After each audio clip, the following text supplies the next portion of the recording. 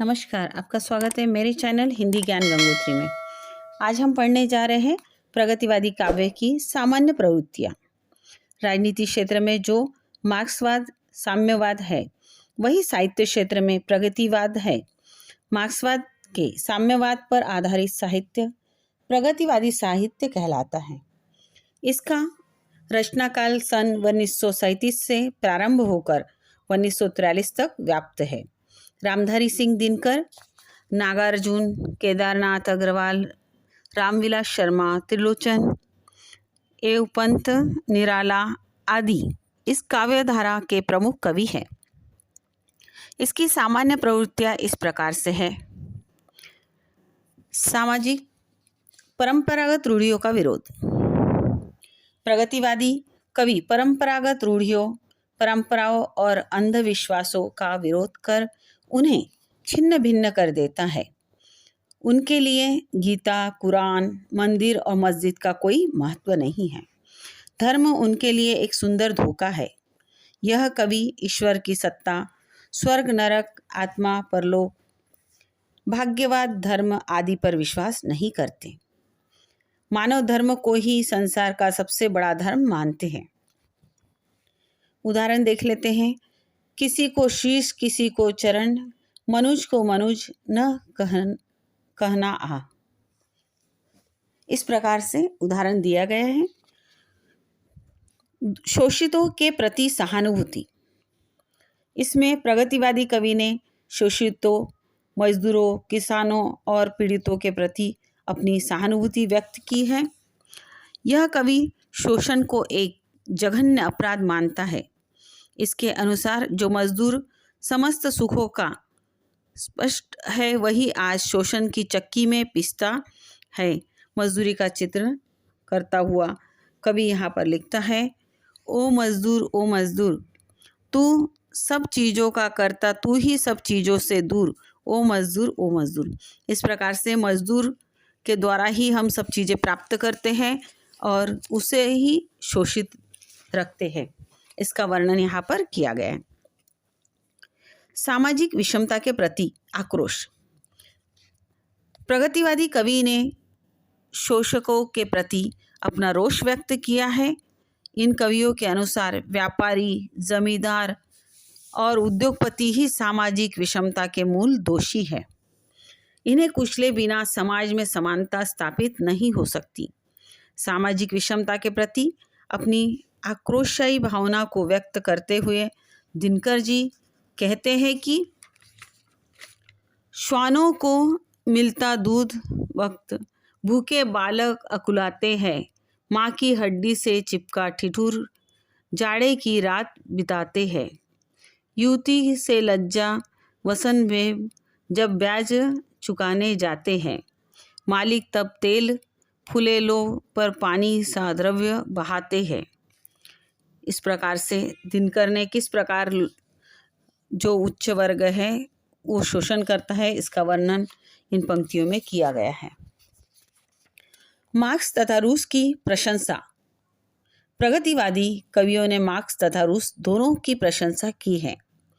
इनकी विचारधारा का इन कवियों के उन्मुक्त गान पर भी असर पड़ा है।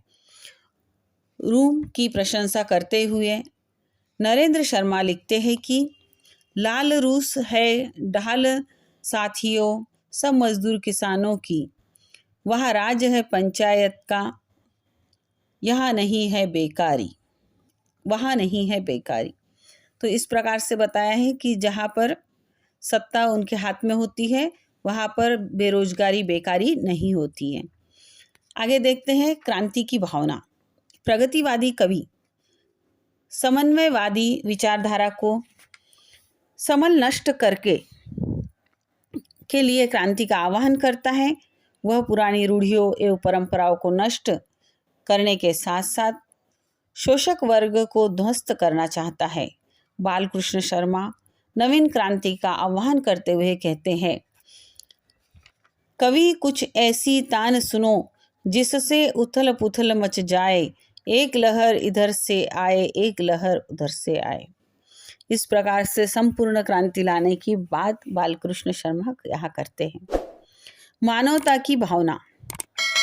इसमें बताया गया है कि धर्म, मजहब, संप्रदाय, देश आदि से उठकर प्रगतिवादी कवि संपूर्ण मानवता का उद्धार करना चाहते हैं। उन्हें संसार के प्रत्येक शोषित एवं दीन दुखी के प्रति सहानुभूति है। उनके लिए संसार की हर जाति, हर धर्म और व्यक्ति समान है। कवि नरेंद्र शर्मा अपनी कविता में लिखते हैं, जाने कब तक घाव भरेंगे इस घायल मानवता के, जाने कब सच्चे होंगे सपने सबकी समता के। इस प्रकार से जो समानता है उसके बारे में वो बताते हैं। वेदना विक्षोभ की अभिव्यक्ति। इसमें बताया गया है कि छायावादी काव्य के समान प्रगतिवादी काव्य में भी वेदना की अभिव्यक्ति मिलती है, लेकिन छायावादी कवियों की वेदना जहाँ नितांत वैयक्तिक है, वही प्रगतिवादी कवियों की वेदना अधिकांशतः सामाजिक है।